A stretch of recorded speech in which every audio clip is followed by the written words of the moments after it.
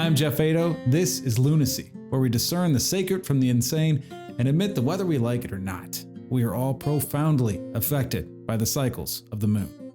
How?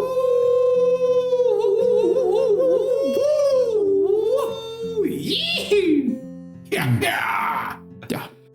All right, my guest today is none other than my good friend Erez Ascher, who wrote this amazing book called Feel Love Now.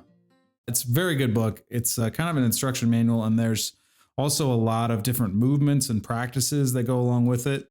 It's really well done, my friend. Congratulations. Thank you so much. Yeah, I really enjoyed it a lot. So I'm super stoked to have you on the show so I can ask you questions about your writings. You know what I mean? Yeah, happy to answer them. Is there anything that people should know about you that you want to introduce yourself as? Yes, I like to introduce myself as a systemic wellness advisor. Okay. And people often ask, well, what is that? Yeah, what is that? And what that is based on the understanding that wellness is an increased ability to function. Okay. Which is the opposite of illness, being a decreased ability to function. Okay. And so what it means to be a systemic wellness advisor is that I advise people and organizations how to increase the ability to function systemically as a whole and how the parts interoperate. Instead of being focused in on one little niche, one little tiny perspective, it's about how everything works together. And that's basically the whole basis of Feel Love Now, is addressing wellness and stability in one's life, not only from a physical perspective, but also from an emotional perspective, a mental perspective, and a spiritual perspective, because they all interrelate. Mm-hmm. Yeah, right on. Okay, I can get that. I can dig it. You know what I mean? There's a lot of objectivity coming out of this guy's mouth, all right? Basically, and his pen, so to speak, or whatever, keyboard, whatever you use these days. You use like a feather to write? Is that what you're doing? I use a MacBook Pro. Okay, all right, fair enough. Yeah. Okay, so first of all, I'd like to know, I feel like Feel Love Now is it's a pretty demanding title. So demanding title? Yeah, it's pretty Feel Love Now. It's, it's pretty demanding. So, well, it was meant not to be exclamation marks in there. It was meant to be, a much calmer. Right. And there's a reason for this. But it's more fun to say it, Feel Love Now. If you are, for you. Okay. I hear you. Yeah. And I'm sure everybody else is interpreting that way too. So I have some alternative titles, which I'd like to run by you. Okay, go for it. And they're free for you. But of course, if you use them, I just take 70%. So here we go. Ready? Generosity is appreciated, yes. Have you considered changing Feel Love Now to Feel Love Maybe Sometime if you want to, no obligation? I think I know a few guys that talk like that, and I don't think that works very well for them. Okay. So good to know that it's one option. What about Feel Love Later? I think a lot of people are feeling love later. Okay. Yeah, that's kind of pretty covered, pretty well covered. Pretty much that's done. Okay, yeah. That's boring. I got it. Yeah. How about Feel Love at some point, perhaps if and when I complete my processing? I think that was me throughout much of my 20s. Okay. So I think I've gone beyond that and incorporated some more recent things into the book. Okay, good. What about Trauma? Ain't it great? That was much of my 20s as well. But yeah, I think that I hope that would sell, but maybe not. Maybe not. Okay. How about Feel Love at Christmas, but only if I get all the stuff I asked for? Yeah, I think the subtitle could be, something in regards to pleading with Santa. I think we can. Yeah, well, good. That's in there. My next suggestion is Feel Santa Now. Come here, Santa, right now. Yeah, we can change the book completely to suit your change in title. Okay, also. Good. That's great. That'll be the 8th edition, perhaps. Perfect. That's great. Thank you. Thank you for indulging my ridiculousness. So first of all, I just want to say this is a really, really great book. One of the things that I'm going to say this for anybody who's interested. I wouldn't say like it's an easy read, because it's really asking you to take a hard look at how you perceive reality and how you perceive your life and how you perceive love, and really like kind of be straight about your own bullshit, which of course I'm all about that. Like, it's not an easy book to read, but it is a really enlightening book to read. And the practices that you have set up, including there's some like breathing yoga practices and some mental meditations that you have set up, are really profound. Mm-hmm. And very, if you take it seriously, if you're really actually interested in transforming your life, in feeling love now, this is a really good book to check out. Okay, Feel Love Now. Dig it. Know what I mean? Okay, so let's get into it, shall we? I think we shall. So you say in the book, over the 18 months it took to develop this book, I purposefully created physical, emotional, mental, and spiritual instability in my own life by living in several dozen locations in 12 countries on 3 continents with no real income. Correct. For you to explain, because how is it that you're writing this book? You had no money. You're all over the place like some kind of crazy hobo, Well, I got to say that living at the time throughout much of the, let's just say, less expensive parts of the world is actually comparable or cheaper than living in Santa Monica. So I was finding that my general cost of living for, if I had written the book, just being at home in Santa Monica versus bouncing around the world, and was actually about the same. And it was more like, okay, instead of being in my comfort zone, in my familiar place, in my safety bubble, where I have my friends and my, patterns and my gym and all that. Okay, let's go ahead and throw all that out the window and go into places where I don't speak the language, where I have to find where am I going to stay now? Who am I going to meet? How am I going to interact? Creating that level of instability so that there was no reliance upon the usual sources outside of myself. So you intentionally put yourself into an uncomfortable place so that you could really prove your premise that you can feel love now. Is that correct? Well, it's more about creating stability and wellness in one's life, right? The title Feel Love Now is actually meant to be a memory aid. Okay. To remind people what to do when they don't know what to do. Right. Okay. It's just pardon me for interpreting a little bit because I did read the book. Okay, Babs? Yes, please. What you're saying is step 1, feel. Step 2, love. Connect to love. And then step 3, now recognize that here we are in this moment right now. This is all there is. Yeah, because we can only feel now. We can't feel the past. We can't feel the future. We can only love now. We can't love the past. We can't love the future. We can love we can appreciate and like the ideas that we have about the past and about the future. We can like them, but the action of loving is what we do in the present moment. Right. And there is no other place for that really than right here, right now. Right now and every now. When you fully feel your emotions without reacting to them, you become more stable within yourself. When you're no longer reacting to your feelings, you are truly free to be the person you choose to be. Let me try that again. When you fully feel your emotions without reacting to them, you become more stable within yourself. When you're no longer reacting to your feelings, you are truly free to be the person you choose to be. For you to explain, man, Sure. When we are caught up in our reactions, like, okay, someone does something I don't like, and I'm like, right. Then I'm caught up in my reactions. I'm not free to choose. I don't feel free to choose how I am responding because I've already, automatically reacted. So I don't have to go into a mode of or whatever and make it about what they did. I am a sovereign being. I can choose to respond any way I like. I can be, unaffected completely. I can be amused. I can be appreciating the irony or the difference, or I can do lots of different things. And so when I am being really clear about, okay, there is something that I'm feeling, but it is always up to me how I'm choosing to respond to it.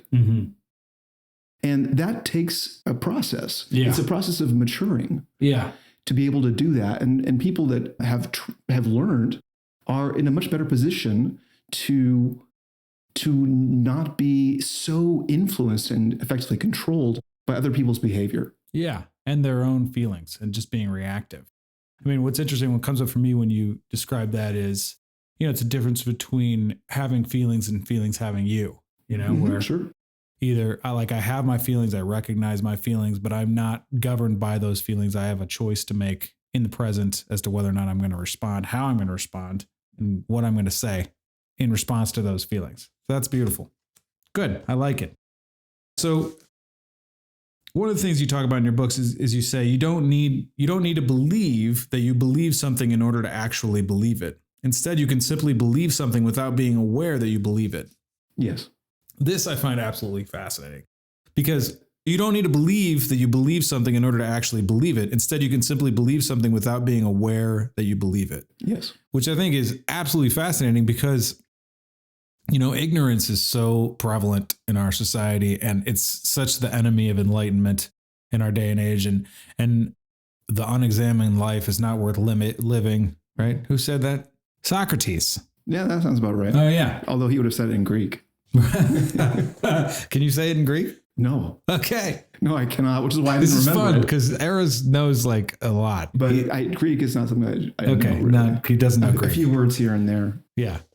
So the unexamined life is not worth living. Socrates. Good. That's a good quote. I prefer know thyself. Know thyself is a good one too. Yeah. They both relate to what you're pointing to, which is that you don't have to believe something. You don't have to Believe that you believe it in order to believe You don't it. need to believe that you believe something in order to actually believe it. Instead, you can simply believe something without being aware that you believe it, which points to all of the subconscious belief structures and limiting beliefs that we have in our background based on shit that happened in our past that's haunting us currently, right? Sure. I mean, there's all these things. So let's put it this way. Our beliefs and our belief structures are constantly changing. We're updating them. Right. Okay. It's an evolving organism in a way, or an evolving set of information. And there's also degrees of strength. Like how strongly do you believe something? Do I believe it? Oh, maybe a little bit. Or is it something like, oh yeah, this is something I really feel very, very, very clear about. So there's such a wide variety and complexity to belief structures. And so this allows us to have differing degrees of belief about our beliefs. So the self-referencing of that belief structure, how much it knows itself. Okay. How much it believes itself. How strongly do you believe in the stories that you believe? Right. So when we let go of the sense of certainty, which is more or less an illusion that we create to feel safe. Yeah. And we let go of that and we're like, okay, belief. I have these beliefs to a certain extent. They're probably beliefs that I don't actually think that I believe it. I don't believe that I believe it, but I actually do because it's showing up. And examples of this are like subconscious racism is a common example. It's like, I'd rather not believe that I have any of that in me. And then I'll observe that there's something that's going on in my subconscious, like, that's surprising. It doesn't align with who I feel I am as a person, who I believe myself to be. But there was a little thing in there that is like, okay, that was in some sort of subconscious belief structure. So letting go of that sense of certainty, like, well, this is who I am and this is who well, you can have that belief, but if the stronger you hold on to it, the less accurate it becomes. Yeah. And also the less you're aware of the belief that you have, the more that it causes problems for you because you're not looking at it. In fact, there's a part of you, like with the racism example, that doesn't even want to think that you think that. Exactly. You don't want to know that you think that you actually secretly believe, that super predators exist or whatever it is that might be going on. Right. But you might have that belief and you might notice, you're saying like you might notice a reaction or a way that you behave that would comport with, having some subtle racism in your back. And to be clear, what I'm talking about here is just the sense of there are stories that we take in subconsciously and come to believe a little bit or a lot or bits and pieces that we aren't knowing ourselves enough to be aware that they're actually part of this belief structure that we have. Because the more aware we are, the more we know ourselves. Know thyself is what I was saying. Yeah. Right. The more we become aware, there's this narrative it's in my system. Right. And I haven't clarified the sense of to what extent I'm believing something different. Right. And also those unexamined beliefs that we have, they generally show up in our lives because incidences and experiences that we have, circumstances will be created. Like we'll do something that we don't necessarily intentionally want to create. Some shit will happen and then we'll be like, oh, that just happened again, because it comports with the belief that, I'm a failure or I don't deserve X or whatever. Like, in relationships, for instance, this happens a lot, right? And that's a really good example where, you had a bad experience with a partner, with a lady who treated you poorly or something, or a man, however it is that whatever you do with your people, however you orient yourself. I prefer the ladies. Okay. Right. That's right. We're both super boring heterosis males anyway, but that's fine. But something happens with a lady. Let's say that you have a history of women cheating on you. So then that keeps happening because there's some, what to consider there is that there's some belief that's hidden that you don't even know that you believe, where you believe that you're undeserving of monogamy from the other person. Yeah. Like there can be lots of underlying beliefs that are so uncomfortable to face. Yeah. And to really acknowledge their existence, that we choose to believe that they don't exist. Right. And so then we're basically believing that we don't believe something when actually we do. Yeah. And then life shows us that belief in circumstances that occur for us that prove that belief to be true. And then again, we go back to ignoring that we believe that again. Until we learn eventually, yeah. if at all. But yeah, each time these incidences provide opportunities for us to learn. Right. And so the more we're able to feel into ourselves, the more we're able to love ourselves through the entire process. Yeah. Oh, yeah. And the more that we're able to be present throughout the process and not be, hung up on, well, I used to think this and I used to this, or this needs to be this way in the future, or I worry about what might happen. Mm-hmm. The more we're able to be present to this, we can actually process through and grow with all these things. And it comes to the subject of transcendence. Yeah. Mm-hmm. That's something that's definitely recurring and like very obvious in your book. You just mentioned it.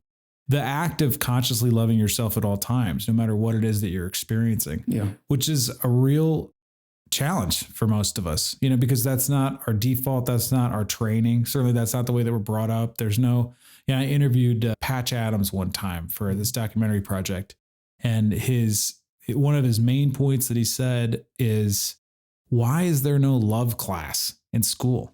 That makes absolutely no sense. There should be a love class in every grade that you take, including up and through your doctorate degree, if that's how far you go. And there's no discussion about it. And it's certainly something that rubs me the wrong way, because now when you try to talk about love, it's like people are just like, oh God, there he goes again. The cynicism is the part of us that's like winning right now, instead of the part that really treasures life. And I have a bit of a different perspective. Okay. I'd say that we are taught, but not in school. Okay. Right. We are basically taught how to love ourselves by how our parents love us. Okay. Yeah. The way that our parents love us educates the child.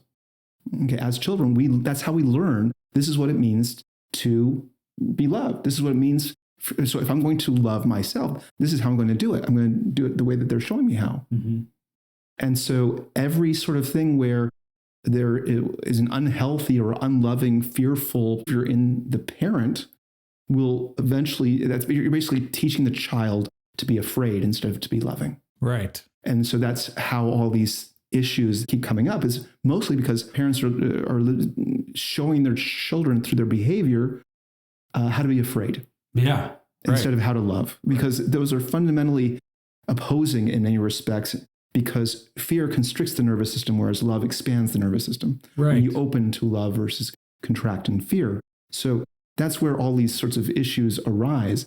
And, it would be nice not to need a university level understanding of love in order to love. I mean, if that was the case, I think our species would be doomed. But I find that if we're just opening ourselves to feel love, right, to feel the knowing and desire to increase the ability to function of that which you love. That is all you need.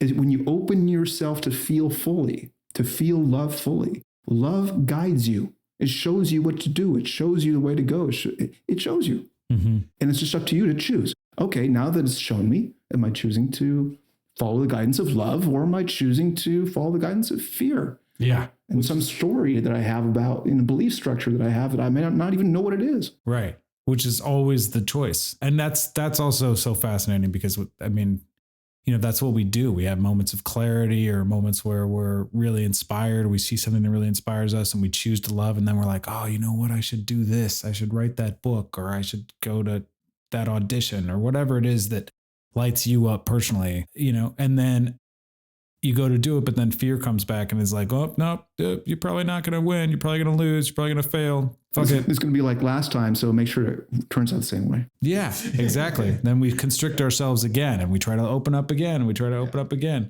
Whereas if you're conscious of loving yourself throughout that whole process, then there's the opportunity of transformation. And the more that you're willing to look at how it is that you're reacting and how it is that you're actually feeling, and really experiencing the fear that you really have in your heart, then there's an opportunity for transformation. I just think that's so fascinating. Yeah. And it really brings up for me, it's like, I feel like I'm I've done a lot of work. Okay. I've done a lot of processing. Okay. I'm very processed. You're very processed. Like fucking Velveeta. All right. Over here. Very fucking processed. You know what I mean? And yet I'm very interested in how it is that I fully live my life, and how do I continue to enlighten my life and the lives of those around me? And how do I really be of service in this life? And how do I love more? I talk a lot in my podcast about the love operating system. How do we trade out our fear-based, greed-based operating system for a love-based operating system, where it's really about how do I be of service and how do I love my life more than the people around me? And yet I still carry a lot of fear in my heart. And I noticed that, I noticed reading your book and just even preparing for the interview, et cetera. I noticed, oh, well, there's still some fear there. Maybe I might fuck it up.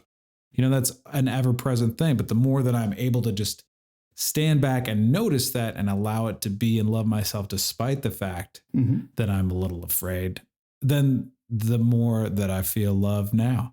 Yeah, there is that. Yeah. High five. Yeah, all right. Good deal. The thing is about fear and love, because love is felt through the expansion of the nervous system. It doesn't mean that you don't feel fear when you feel love. Right. The thing is that the feelings of fear can still be felt when your nervous system is expanded. Yeah.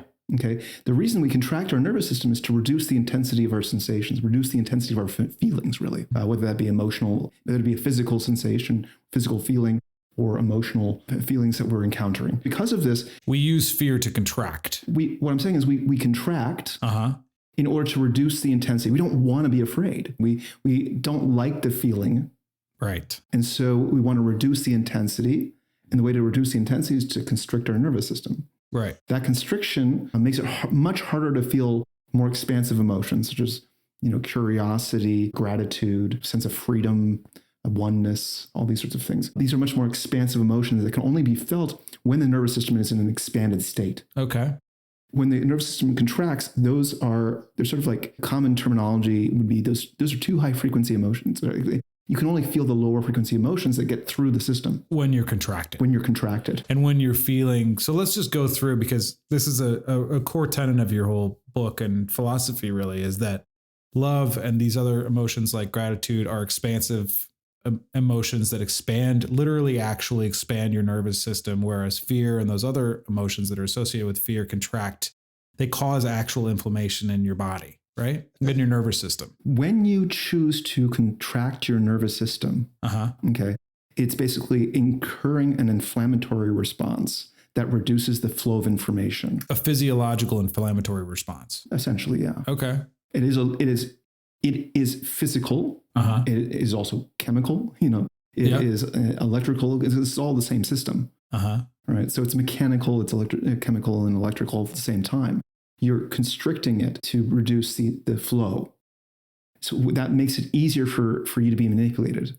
Okay. Because if the amount of information going through your system is constricted, then you're buying into some story that's constricting it. Right. Versus I'm open to the fullness of my experience. Yes. So I may be feeling fear, but I'm not closing myself off from the love that I also have available to.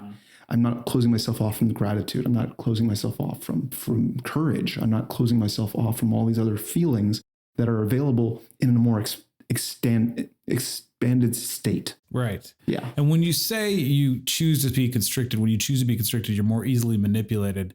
We're talking about, you being manipulated by stories that you've created from your past or Or beliefs that others you have given past. you, on the news media or whatever. Any Or story, people bullying you or saying some shit to you that's just not yeah, good for you. Creating a sense of threat. Yeah. When there's that sense, there was a story of threat.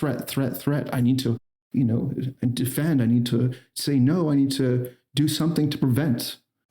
Versus being open and expansive and welcoming and allowing. Those are fundamentally different states. Yeah.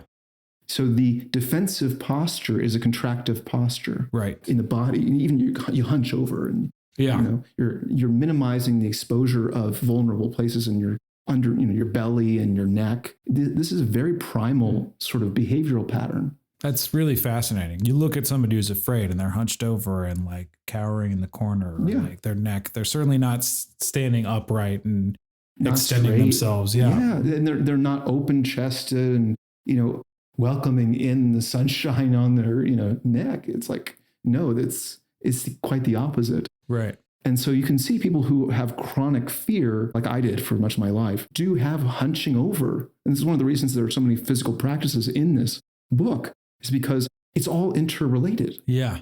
So it's a matter of training the body, training the nervous system, training all of these different aspects of your being to handle being open to the fullness of your feelings, right? To handle being open in a state of love, regardless of the fear, even if you're afraid, and to handle the intensity of being present instead of checking out, about going back to the past like you wish it was like that, or the future like, oh, one day it will be, well, okay, but right, or be present. I better fucking watch out because that shit's gonna happen again. For instance, there are plenty of different ways that we go about avoiding experiencing the fullness of the present moment. Yeah. It's interesting. And I love this idea that, which is true, obviously, that you can experience intense fear and intense love at the same time. Like, for instance, we're going to go skiing tomorrow, right? Mm-hmm. And snowboarding. I snowboard. And I love snowboarding for just so many reasons. One of them is that it is a dance with fear. It's scary to go as fast as you can through the trees in the powder. You really have to trust and have faith in your ability, and you really have to be practiced and whatnot. But there's a flow state that occurs that's amazing and so beautiful, and a oneness with nature that I don't experience anywhere else but on that mountain. It certainly requires you to be very present. Yeah, and it absolutely, you have to be super present. But along with the loving of it and how beautiful it is an intense amount of fear. Like, oh my God, what if something happens, and trust and faith. But holding those two together creates this incredibly fun experience that is super joyful, in part because it's so scary. And I'm still loving myself and loving the process during the ride. Well, I think part of it is just the excitement, right? So the fear can be amplified through the excitement. Yeah. And so it's that combination of excitation with, okay, well, that's exciting everything that's present. Yeah. It's exciting the amazingness of the experience, and exciting whatever latent fears there are too. Right. Exactly. Yeah. It's a good way for me. That's one of the reasons that I love snowboarding, is because it's such a great metaphor for life. How do I flow gracefully? How do I, with snowboarding, for instance, it's very intuitive. You look to the right and then you think, and it takes a second before your body responds, before the snowboard responds. It's a little different than skiing, although similar, but it takes a minute. You have to look. It's like you intend to go right, and then all of a sudden the board follows gracefully. It's like an actual expression physically of what grace is. And then again, if I want to turn left, I look left, and it takes a second before it reacts.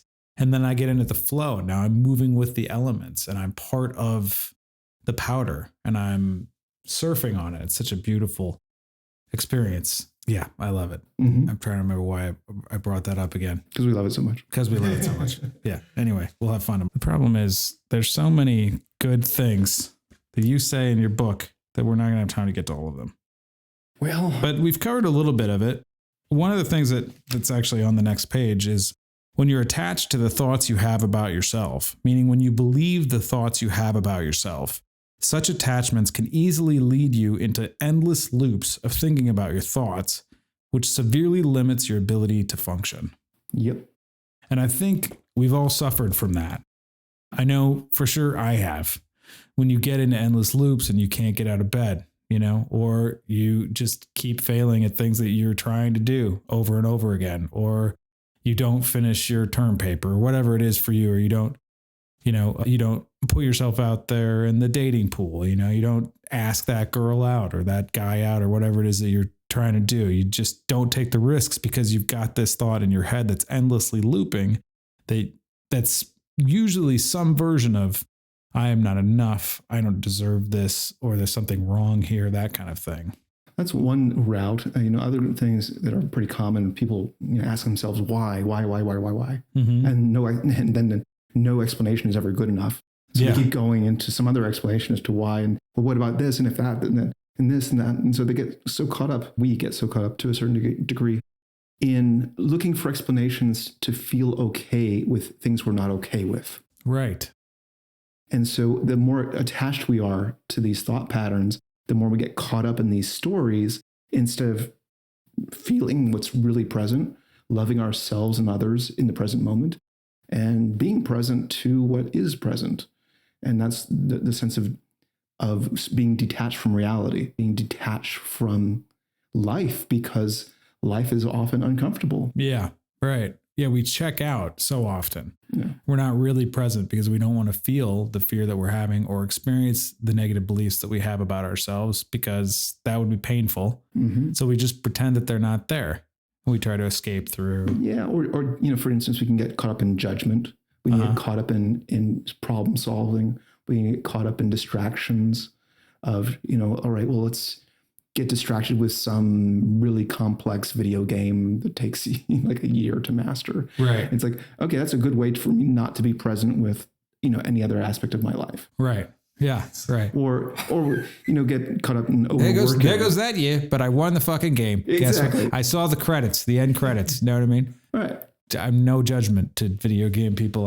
I've been there. I know because I've been there. It could be, book reading. It's like whatever the thing is that's drawing people that's out. The escape. Yeah, it's an escape from really thing. Being present. And going into thought instead of present full awareness that requires the full awareness of your feelings. Yeah. Because there's nothing wrong with video games. There's nothing wrong with books. There's nothing wrong with thinking. There's nothing wrong with problem solving.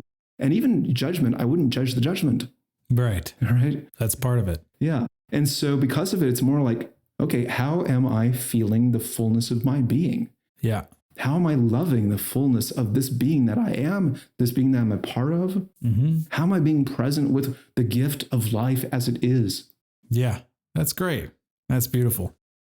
Oh, there's two questions I want to ask you, actually. One is about you. One of the things you say in your book is human beings are like bacteria on the skin of our Mother Earth.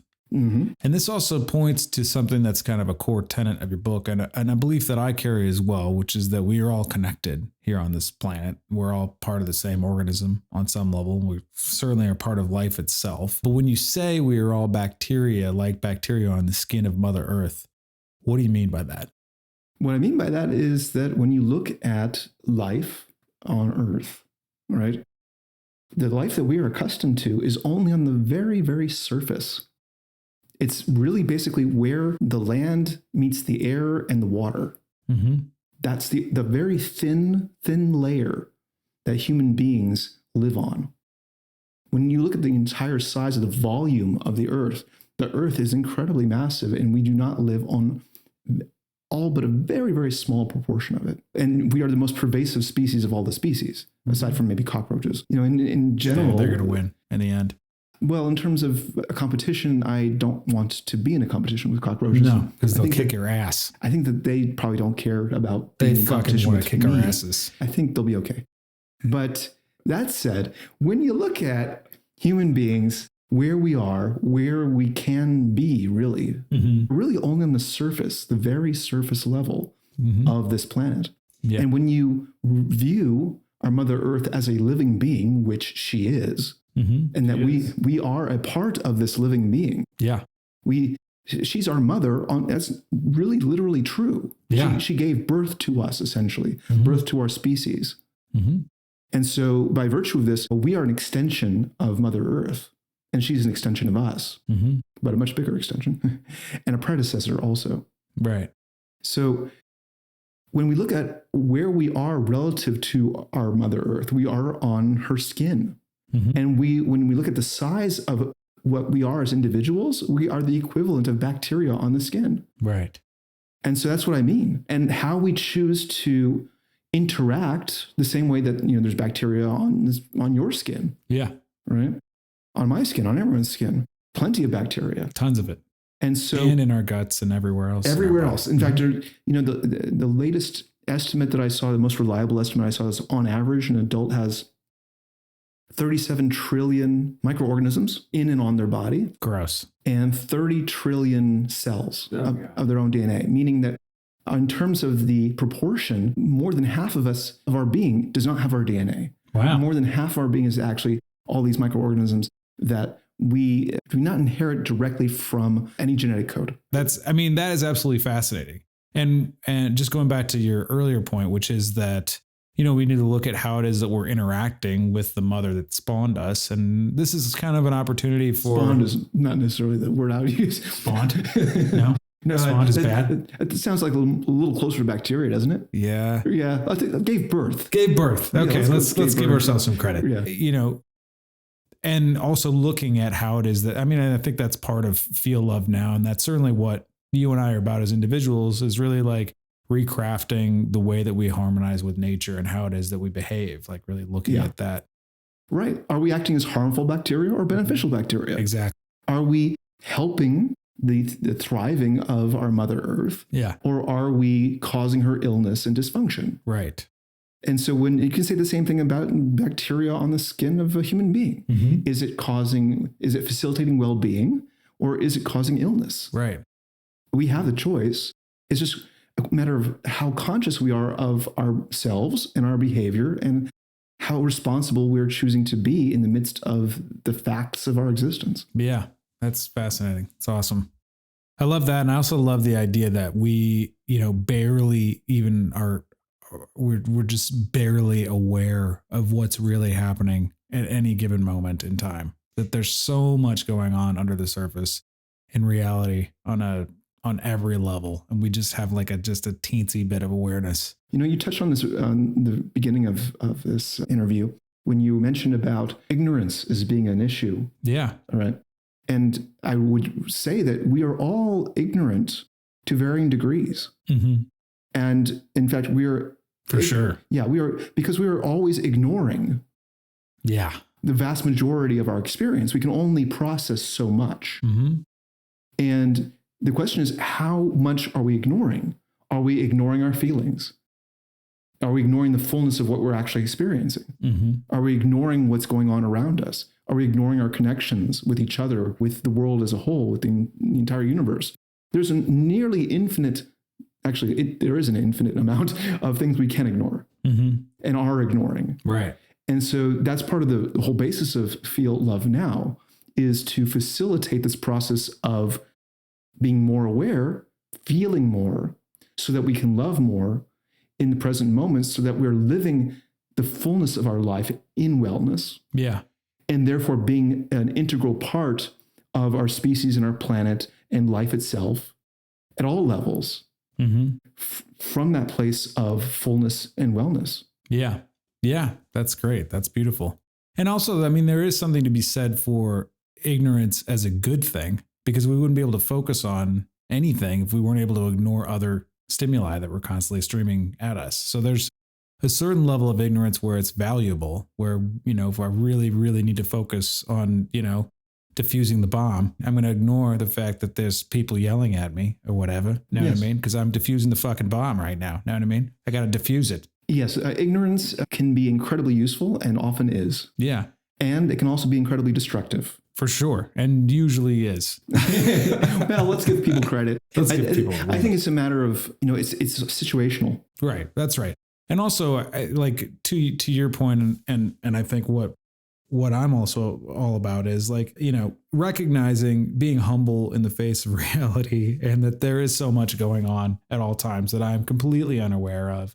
But knowing that like one of my core values is being of service and being loving, because I know that that enhances my experience of life and the experience of those who are around me. Mm-hmm. If I'm being loving and I'm being helpful, you know? Yeah. Well, I think that when we're being helpful as an expression of being loving, it always works. Yeah. When we're being helpful, not as an expression of being loving, that's when you get into some manipulative stuff that winds up backfiring, and you have, it's like, I'm helping. Well, yeah, but there's an agenda, right? There's like this ulterior motive going on that's causing other side effects that you don't really want to face. Yeah, it's such a fucker, man. It's such a fucker. I'm sorry, there's no better word for it. It's such a fucker, because you want from my perspective, and I give credit to Landmark Education for this, there's this whole idea there that, our two main things that we want to achieve in life are to be right and to look good. Being right is for sure looking good. If you're more loving towards people and you're generous, that looks good, but it's thin and it's inauthentic. And it doesn't take long to figure out that, as you say, somebody's got like a different agenda. They're just being nice so that they look good, so that they can get through it. At some point, the cracks in the armor are going to show, and you're going to be able to tell that they're acting, because it'll just look bad. The difference between being authentic and being fake or being manipulative is so subtle. And also, by the way, it just requires a constant checking in. You constantly check in. Am I really being loving for the sake of loving, or am I being loving for the sake of looking good? That's part of the practice. Well, I'd say that it's tied into one's degree of self-awareness. It comes back to know thyself. True. Yeah, true. Right. How authentic one is being is how one is showing up in self-awareness and expressing that vulnerably. Right. That's exactly right. And by the way, I mean, if you're in conversation with somebody and you do have fears come up and you're related to them, and you do just say, hey, listen, I just want you to know I'm really afraid because of this X, Y, and Z. And I need to get this off my chest so that and I know. That is such a huge opening for you and for the other person. The podcast before this, I did this whole thing about the great joy of serving others. And, there's a thing about asking for help, and how if you actually ask for help, that is being of service, because you're asking the other person to help you, to be of service to you, but you're also admitting that you need help. In our society, like the way that we are, we're like, oh, I'm just going to grit my teeth and bear it, fucking get it through, man. We just don't like to show that we're actually afraid. Like you were saying, for so many years you were afraid. I can definitely relate to that myself. How many years was I afraid or depressed, etc. Yeah, well, seeking help is very vulnerable. Yeah. And that means that it requires some courage. That's right. And in order to have that courage, you need to open your nervous system up and to be able to allow for it, to feel it. Otherwise, there's like, bullying yourself to try to, meet some agenda, some story about who you think you should be. Right, exactly. Don't fucking cry. You better not fucking cry, Erez, or I'm going to kick your ass or something. I don't know. That whole thing never made any sense to me.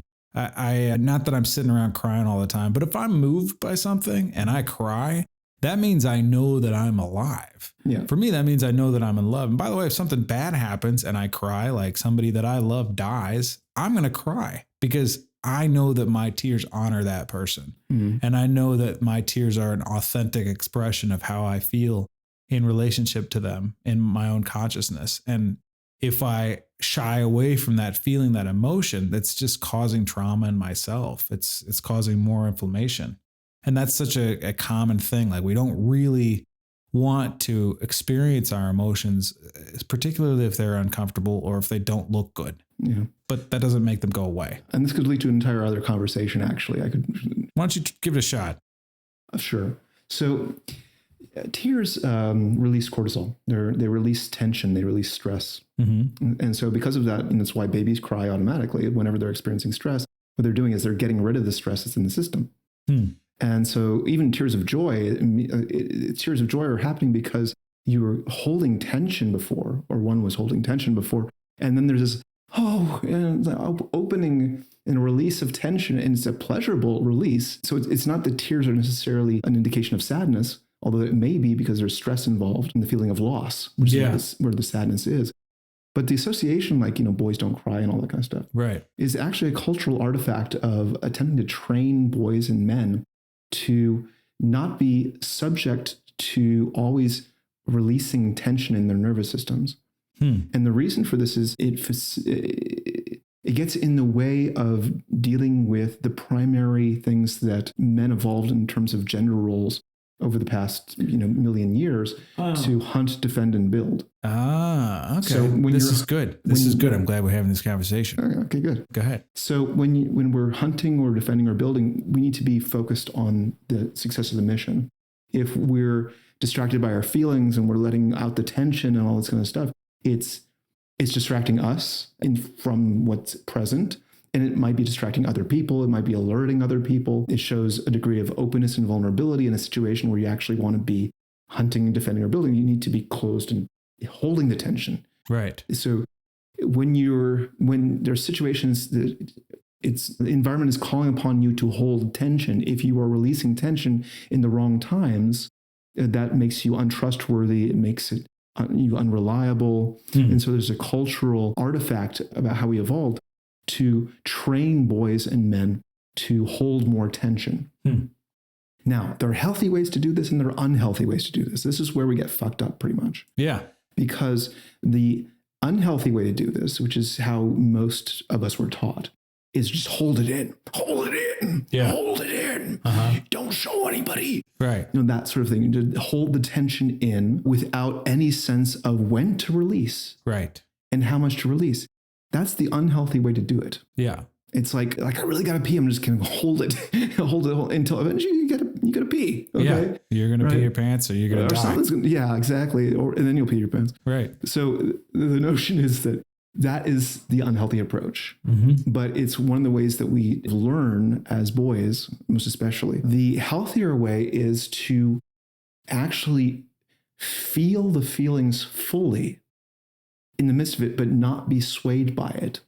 Right. So to not be reactive to it, like I'm feeling all of the tension. I'm feeling, let's say I'm sad. I'm feeling the sadness, or I'm feeling the joyful release. Let's say I'm so proud of my, children that they did something at school and it fills my heart with joy. And normally I would just hold my tears would just be flowing down my face to release that tension. I don't have to. I can actually allow it to flow through my nervous system. This is called grounding. Right. Right. So the masculine nervous system, and I'm not going to say male per se, this is actually a masculine quality of the nervous system, to ground out, to basically be like, to function as essentially a pipe where you're allowing the flow of emotions to flow through you instead of being more like a river. And so it would essentially almost like interfere with your flow, almost like pollute if it was contaminant. Okay. Yeah. Right. So it functions differently. And that is the healthier way to do it, because you're still allowing for the truth and the honesty and the full feeling of the experience, but you're not being swayed by it. Right. You can still have that experience and accomplish the mission at the same time. Exactly. Because you're experiencing and that's something that I think is absolutely accurate. I mean, it's more challenging for sure. It is. And it requires training. And that's what a lot of the masculine arts, so to speak, used to be about, is training the nervous system to deal with extremely high tension situations where you're not buckling, where you're not bursting, where, it's a challenge and adjust. Challenge and adjust. It's like push yourself to the limit and then rest. You say masculine arts, you mean like? I mean like martial arts, for instance, or other practices, men's work. When you look at a lot of indigenous cultural traditions have things where they are preparing boys for manhood. Oh yeah, right. Vision quests and such, and those kind of things. Where and various tests and things like this, where the boys are being challenged. Yeah, and it's to train them to handle the vicissitudes of showing up in the masculine roles. Right. Yeah. That's and, good. And that's gone away in Western society to a great extent. There's been this sort of gender neutralization and gender confusion, not knowing what gender is, thinking it's an artificial construct. It's actually not really an artificial construct, but it has many faces, some of which are cultural and therefore adaptive. And so because of that, that's what I was saying, this can easily be another half-hour conversation. But there's a sense that when we are dealing with tension in a healthy way, there are two fundamental ways to deal with tension in a healthy way. One is to ground it out. The other is to allow it to flow. Right. And by ground it out, I don't mean avoid it. I mean allow it to flow through you without it affecting you. Right. Yeah, for sure. I mean, I think for me personally, I feel like I do that. I feel like that's kind of how I operate. And now, granted, I've had like a lot of training as an actor. Yeah. And, people think that's how you fake it, but it's not really like that. It's more like, how do you actually feel the emotions that are being expressed by this character? And so then you have to feel those in yourself. And you also have to, there's a lot about preparing yourself as an actor so that you can be a vessel, which means that you have to confront a lot of the beliefs that you have about yourself so that you can let those go so that they don't interfere with the character that you're trying to portray on the stage or on the screen so that you can really, express that personality so you can tell that story. So I would say, by the way, that really good acting is not pretending. No, it's absolutely not. It's the opposite. So of that. when people learn how to act, they have to get away from this idea that it's somehow, I'm just going to pretend to be somebody else. Yeah. It's not really true. No, it's not true at all. Yeah. And people are like, oh, you're just an actor. You're just faking it. No, it's not. It's the opposite of that. If you're really doing good acting, you're totally real. You're completely invested in that belief structure. You're being as authentic as humanly possible. And the training of that is also something where you are grounding out the emotions because you have to in the moment, of acting. You have to be able to express the emotions of the character, but also you yourself may be having emotions about being on stage or what else is going on, or you might see something off stage that could be distracting for you, but you have to just let that go. You have to be grounded. And I think even the idea, the thought of being grounded while you're experiencing emotions is a gateway to experiencing those emotions and being grounded. How do I be grounded while I'm experiencing this emotion? The answer will come. Yes. So good. I'm glad we got through that.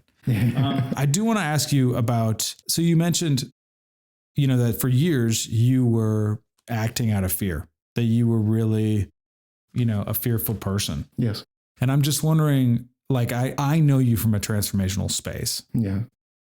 People are often surprised when they meet me these days to find out that was the case. So I'm just wondering, like, was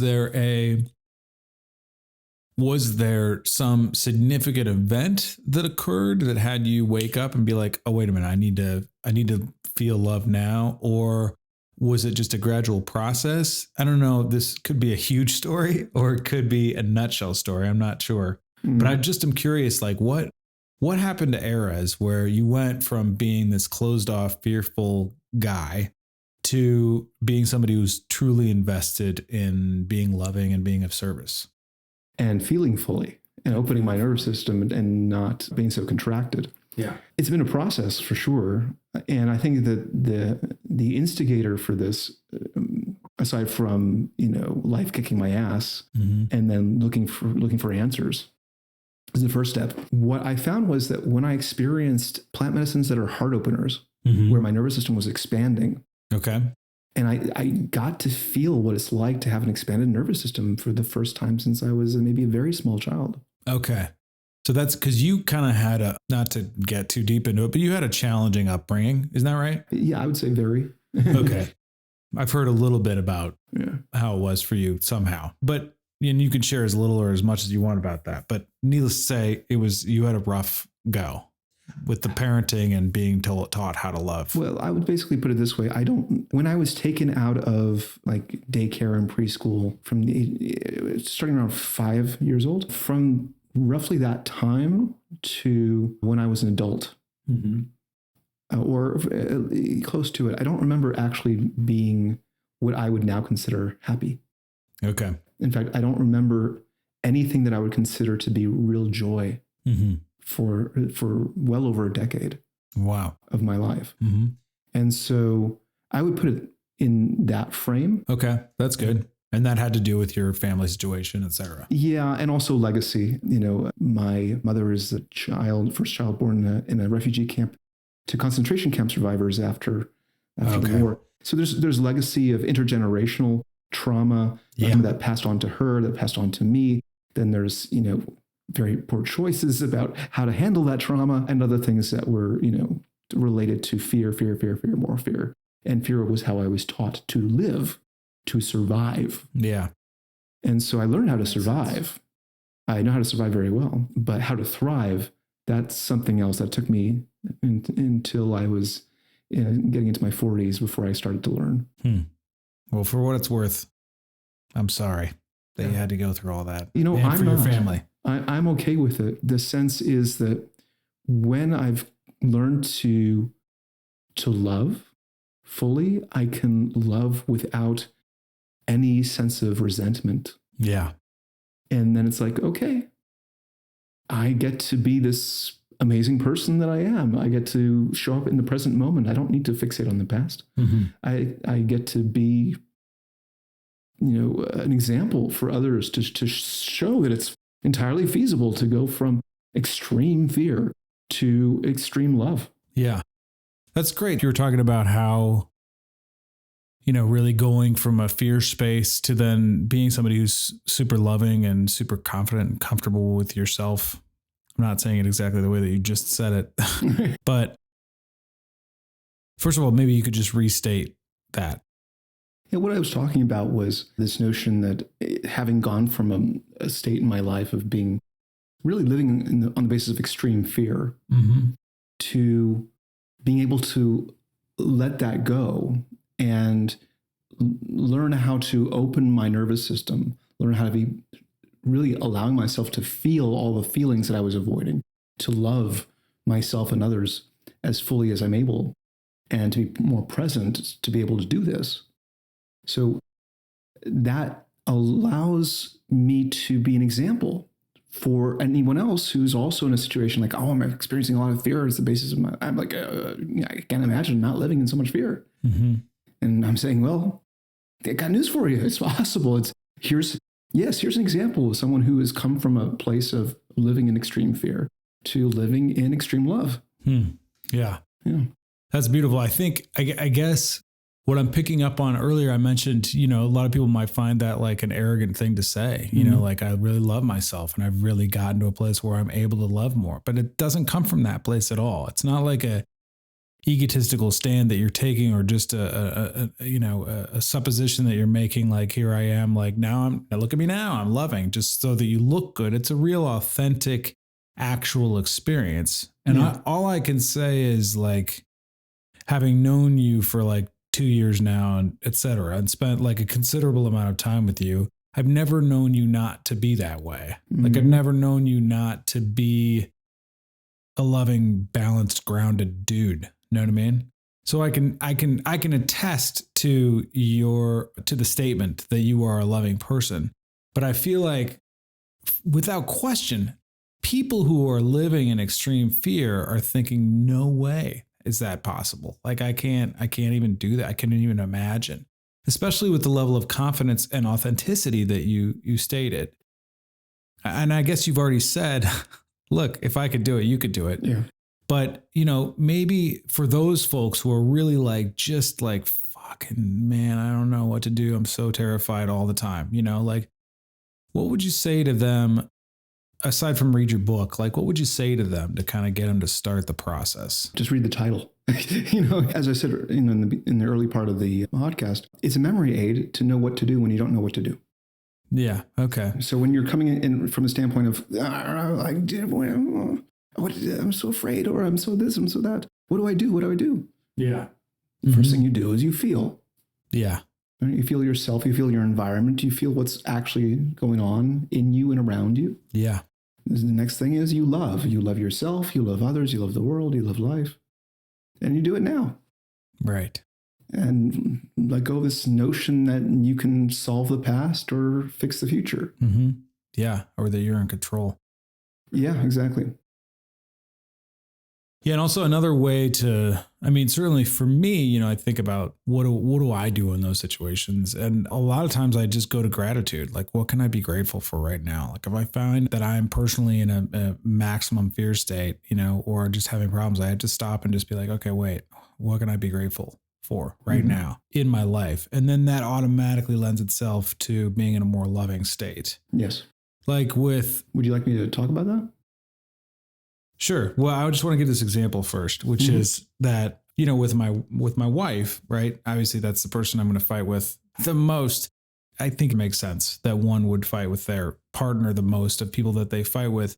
But and by the way, it's not like we get into knockdown, drag out fights. It's nothing crazy like that. We just, sometimes I'll get angry about whatever it is.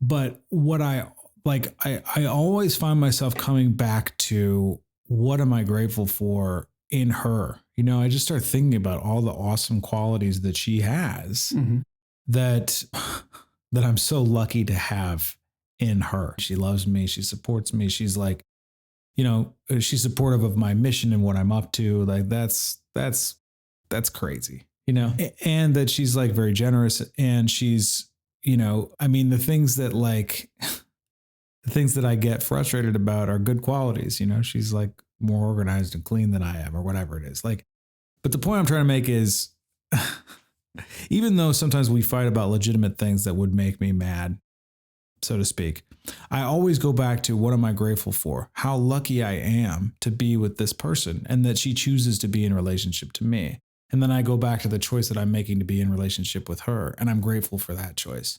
And then that brings me back to balance.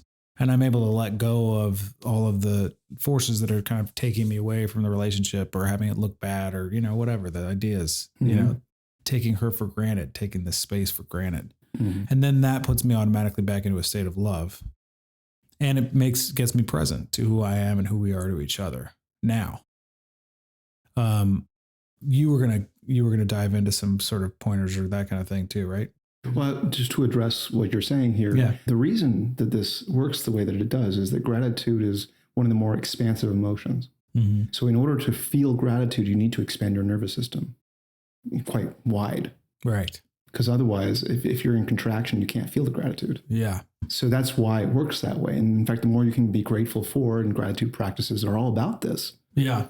It's just like a side door to opening your nervous system to train you to, this is how you open up. Right. Right. And then what happens is you come to a state of allowance instead of conflict.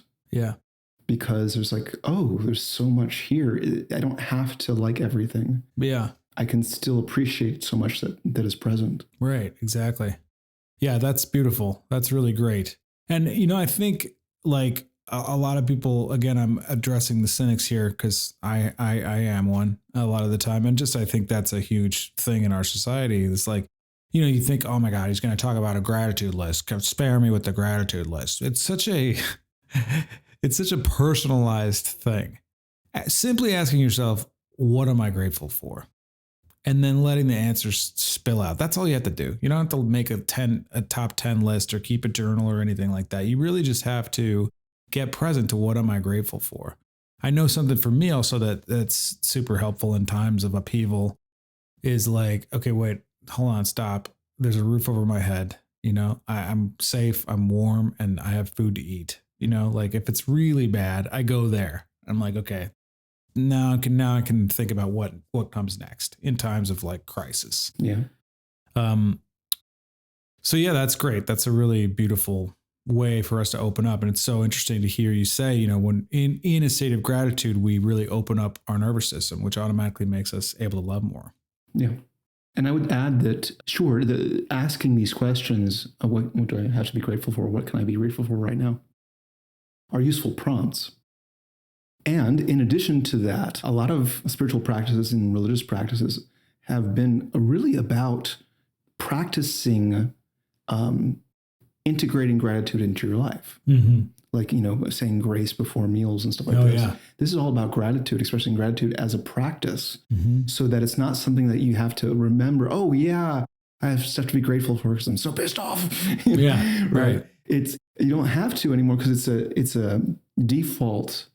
Like, okay, I'm aware of what I'm grateful for. I'm aware of, waking up in the morning. Yeah. I'm grateful for like the sunshine. I'm grateful for the rain. Mm-hmm. I'm grateful for the breeze on my cheek. Yeah. Like having that level of awareness in a state of openness allows for this flood of gratitude to be present all the time. Absolutely. Yeah. And living from that place is living in a loving state. Mm-hmm. So that's the basis of all these practices and why they have been encouraged for, a few thousand years. Yeah. Yeah. I know for me, grace is such an important thing. I really have to presence myself to the food, the meal, all the people that brought the food to me, all the ways that I got that, the truckers, Mm-hmm. Don't forget the truckers. I mean, seriously, they're pulling their weight, man. All of the people, all of the different hands that got the food to the table in front of me, and then consider whether there's a Zen thing about considering whether your virtue and practice deserve the food that you're about to receive, Mm-hmm. and as you eat the food, not to be greedy, like that's also certainly that's a religious practice that is indoctrinated, that is in that culture and in that way, that religion, so that people experience more gratitude automatically. But it's such a beautiful tradition too. I often think about that, Mm-hmm. and then ritualizing things, is another way, like the ritual of grace, your morning ritual, whatever your morning ritual is. Like, I know for me, I get up, I have to meditate in the morning now. And if I don't, it's a problem. And I know it's a problem. So then I do it. I meditate for bare minimum 10 minutes every day, usually between a half an hour and an hour, if I can. But also just like making tea. It could be like the way making your bed in the morning, those kind of things, like really ritualizing and being grateful for your life, starting off the day that way, no matter what dreams you may have had, et cetera. Like, it's such an important practice for me to embody a love operating system where I'm actively living in love as much as I possibly can in this moment. So that's great. And I would add to that there is a bit of a difference between having a practice and having a ritual. Mm-hmm. Okay. Yeah. Because the practice is really about practicing in order to achieve something. The ritual is beyond that because it becomes an artistic expression. Mm-hmm. It becomes a creative expression. Yeah. And it's an extension of one's individual sense of identity, I guess, that's going into and with something. Certainly there are rituals that are communal in nature, but they're tied to identity in a way that practice is not necessarily. It can be tied more to achieving, training for purposes, for instance. Right. Yeah, that's good. That's a good distinction. Okay, cool. So the last thing that I want to chat about is, one of the things that you mentioned earlier is like on your journey to feeling love now, writing this book, being who you are now, being this expression that is now Erez Ascher. All right. He's a love sponge. All right. Big time. This guy. All right. Pretty juicy love sponge. Pretty juicy. All right. He's like, you're a very loving person now. And it's clear based on your testimony that you were a very fear-based person before. And you mentioned, that you, part of the thing for you was that you experienced certain plant medicines, which really opened your heart. And you were like, oh my God, what is this feeling? And how do I get more of this naturally? So I'd love to hear a little bit more about that. Like, what was your first plant medicine that really had you feel that way? The first one that opened my heart, I believe it was a combination of sassafras, canna, and mistletoe. So a relatively unusual blend. But basically, these are heart openers. They're natural sources of MDMA. That's a primary ingredient in terms of being a primary active ingredient. It's not the only active ingredient, but it's a primary active ingredient.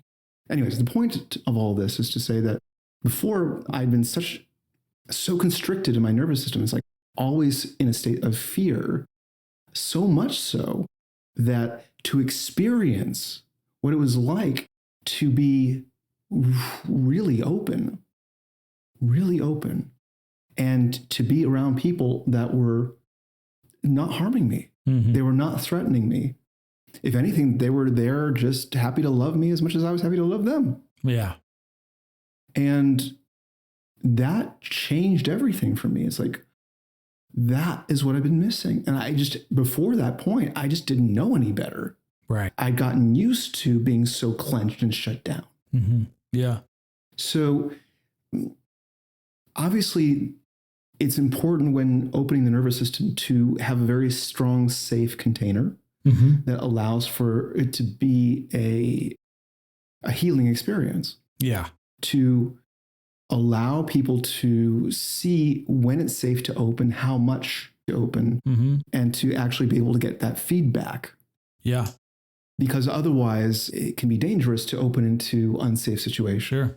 And then it becomes problematic. So that's true of medicines in general. Yeah. Medicines can be very helpful. They can facilitate healing and wellness. And they can also facilitate illness. It really depends on the nature of what is the need of the individual, what is the context that this is occurring, and then how are they navigating it? How are they working with it? Yeah. So all these things need to to be respected. Yeah. In order to result in desirable outcomes. Yeah, I think that's a really good point, because I know for me, I occasionally use MDMA myself, but the context is not like going to a rave and drinking. Not that I'm, do whatever you're going to do. Okay. But that to me is just such a terrible idea and such a waste of good medicine, because it's like, then you're mixing a drug that's a super heart opening drug with a depressant that's going to make you feel just super shitty the next day. Numbing agent. Yeah. Again, going back to what you were saying, like really respecting, creating like a safe space and like, ritualizing the experience in some manner is so important. I know for my wife and I, like we occasionally use it if we find ourselves in a place where we're just kind of in battle, or we just feel like there's too much tension, we're not communicating well. We'll take a day on a weekend and take some MDMA and just sit and talk. And I can't tell you, hashtag the original intention of MDMA was for couples therapy. Like that's what it was developed for. And that makes complete sense to me, because I know for us, it does put us in a space where we're just like, all of a sudden we're like, oh my God, like all these things that were frustrating me, I completely see why you were acting the way that you were. And I see why I was triggered the way that I was triggered and where I was coming from. And then we're able to like have this really respectful dialogue. And it's like a container that's open when we open it, and when we close it, and then we respect it. And then the next day we just kind of chill and we don't, because there are some repercussions, right, with that medicine where, your serotonin levels go down the next day. So you want to be careful and make sure that you're taking care of yourself. And there are ways to replenish the neurotransmitters that get depleted and so on. And what happens is once you're so open, once you get to the point where having an opener for your nervous system doesn't do much because your nervous system is already so open, it's like, okay, so I'm already there. Then it doesn't become depleting, really. So the sense of depletion lessens based upon the difference. I know that in the early days when I was experiencing this, I would feel very, very depleted and have all sorts of jaw problems and from clenching a jaw and that kind of thing. And more open I became, the less of a difference I would notice, I would observe when having these medicines. Yeah. And also the less repercussions in terms of different needs for replenishment and any sort of jaw locking or other stuff. It would just go away because it was nothing that I was holding on to anymore. So there was nothing to resist. And that just changed the nature of it. And now it's more, I've experienced occasions where I had the medicine, and there was almost no difference in terms of my state of being because I was already that open. Yeah. That's fascinating. And just to be clear, it's not like you're abusing this medicine. You're doing it every day. Like, oh no, this is not the kind of thing that, and why would I bother if it's lessening returns? If I'm already there, then I don't need it. Right. Exactly. That's not even need. It's I'm not even benefiting from it. Yeah. So it's like a way for me to check in these days and see, where am I really at? Because as you pointed out, I mean, it's essentially quite revelatory. Yeah, it really is. Because when it opens your nervous system, you get to receive this information that you'd actually been shutting yourself off from. Exactly. And that new level of insight shows you things when things have been hidden. But when you're not hiding things, then you're seeing what's already there. Yeah. So just having that confirmation, like, oh, okay, there was some stuff that I was hiding. I just wasn't aware of it because I was clenching down and I wasn't quite aware of that hidden pocket, that hidden corner over there. Or it may be that just verification. Oh yeah, I really am in that open state. And how reassuring to know that there aren't any dark things that are hiding around there.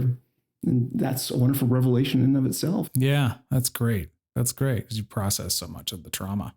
Yeah, and handled it. Yes, and in addition to the trauma, there's just the honesty, because I mean, so much is made about trauma as being like it's like the enemy to be vanquished, right? And I see it as just an indication of a need for love or a calling for love, right? Yeah, yeah, that's beautiful. That's beautiful. All right, great. Well, we need to wrap it up here. Yeah. So first of all, if you haven't already, pick up this book. It's really good. Feel Love Now by Erez Ascher. It's available on Amazon and such? It is. Yes. Okay, perfect. Excellent. Definitely, I want to have another conversation. So we'll do like a part 2 of this interview if you're down. Happy to. Sick. Awesome. Thank you so much for listening to this conversation between myself and my very good friend, Erez Ascher, talking about love and love operating system and being of love, being in a loving state, being of service. If you want to contribute to this podcast and keep this work going, please go to patreon.com/Lunacy podcast and join our team. If you want to hear more about Erez, you can follow him here, and also social media wise, you got some handle or something like that? I do. And basically everything's on erezascher.com. Okay, perfect. Go to erezascher.com, EREZASCHER.com. Very good. Yeah, we love you. Thank you so much for tuning in. We'll see you next time. Subscribe, leave a review, share with your friends. If you got something out of this, send it to your friend, post it on your things. Okay. All right. Much love, everybody. How?